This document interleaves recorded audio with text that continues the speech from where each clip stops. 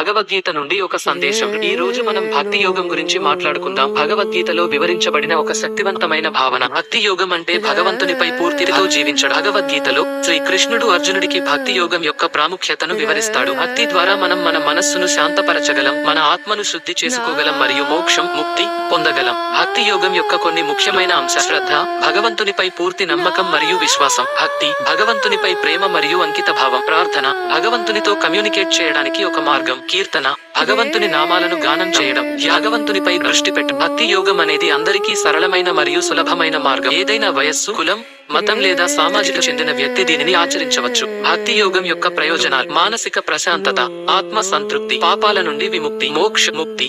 భగవద్గీతలో భక్తి యోగం గురించి చాలా శ్లోకాలు ఉన్నాయి. వాటిలో కొన్ని: యోగః కర్మసు కౌశలం, కర్మయోగం, తత్వమసి, నీవు అదే, సర్వం కల్విదం బ్రహ్మ, ఈ బ్రహ్మమే. భక్తి యోగం ద్వారా మనం భగవంతునితో ఏకత్వాన్ని పొందగలం. ఈ